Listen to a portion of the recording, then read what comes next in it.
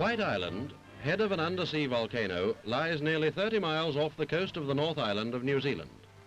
It's a square mile of boiling minerals and thermal fury.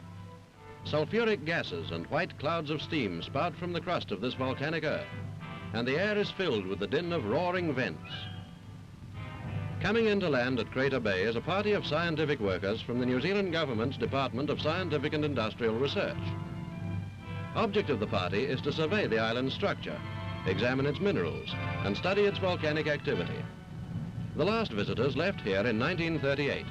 Since then, the island has been deserted.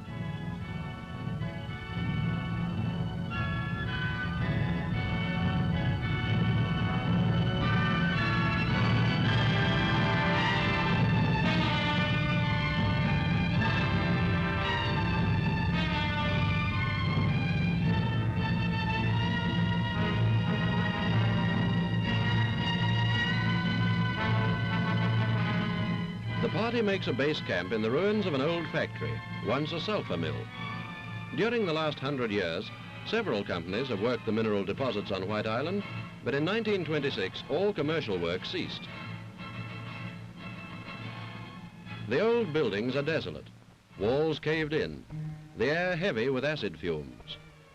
The crumbling remains of factory engines lie on the broken earth. Acid sulfur fumes have eaten into the metal, and the metal flakes like chalk in the fingers.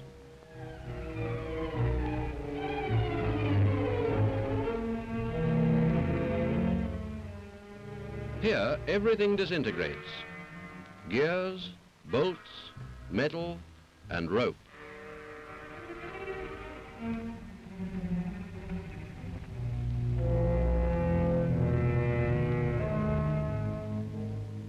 Previous expeditions mapped the island, but recent changes in the crater area have outdated early surveys. The workers must begin again, testing the crust, now treacherous, broken by steaming vents and blowholes.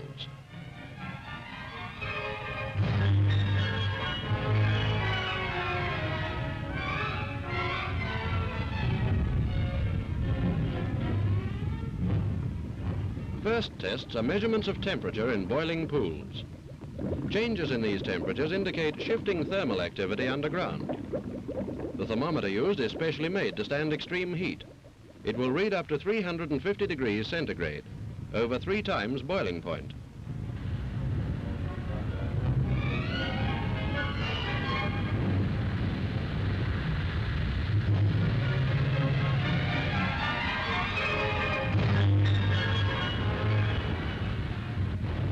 Blown in the crust of mud and sulfur are vents called fumaroles. At this fumarole, scorching gases crack and buckle even the special thermometer. In boiling pools, the water is often full of acid and salt. Simple tests measure the acidity.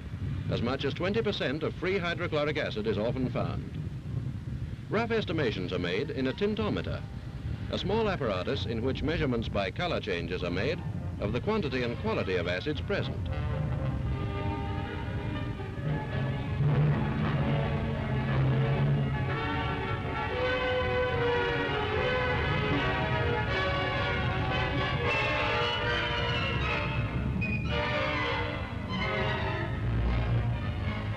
Mapping the land brings the party to many a scene like this, a scene from the inferno. Across Crater Bay, sulfur streams pour into the sea.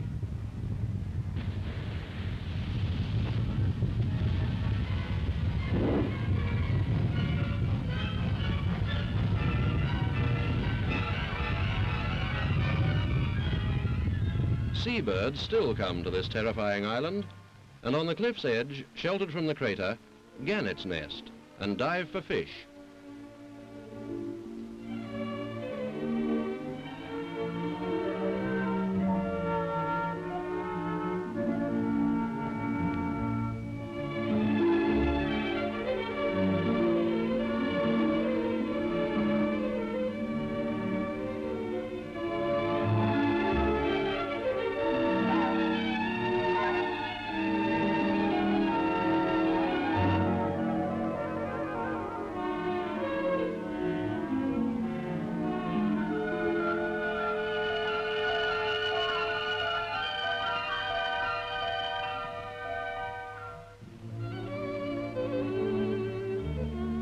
Every year, the gannets return to these cliffs to breed. This is a gannet rookery rarely visited, so the population is recorded.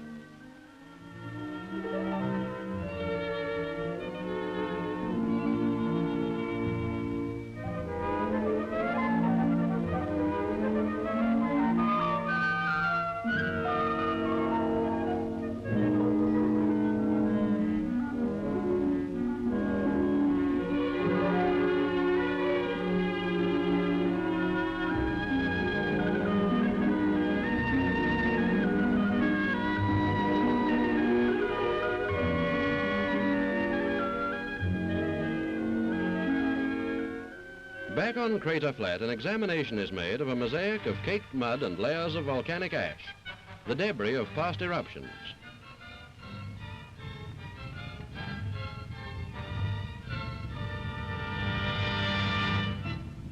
Nearby are scattered deposits of gypsum, a hard crystalline structure formed by violent thermal activity.